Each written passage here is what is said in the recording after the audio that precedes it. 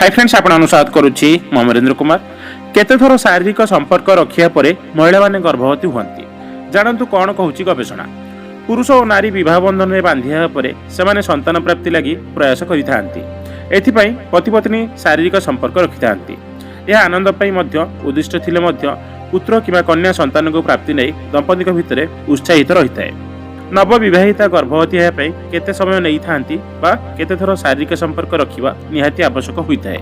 तबे आजिर एही विषयटी हैला केते शारीरिक संबंध रखिया परे महिला माने गर्भवती होइथांती। आसंतु विषयटुकु विस्तार भाबे जानियाकु चेष्टा करिबा। एहाकु नै इंग्लैंड रे एक गवेषणा कराइथिला।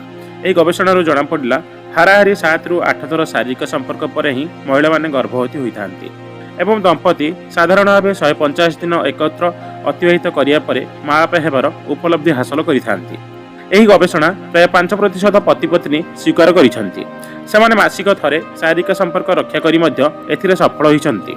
आउ केतेक आकलन अनुसार मासक भितर 13 थर एही बोली संपर्क रखिले ही पत्नी गर्भवती होइसंती। 43% महिला स्वीकार करिसंती जे सेमाने जेते थर संपर्क रखिले भी मानसिक चाप हेतु गर्भवती होई पारि नाहंती। गर्भवती हेबा पई मानसिक शांति निहाती आवश्यक बोली सेमाने दर्शाइछंती। एथिरे 50% दंपति स्वीकार करिसंती जे सेमाने साधारण भाव संपर्क रखिया परे ही पत्नी गर्भवती होइछंती। फ्रेंड्स आपणानको जदि भिडियोटी भल लागिथाय प्लीज लाइक एंड शेयर करिवे एवं आपणानकर मतामत कमेंट माध्यम रे जणायाकू अनुरोध रहुची। जय जगन्नाथ।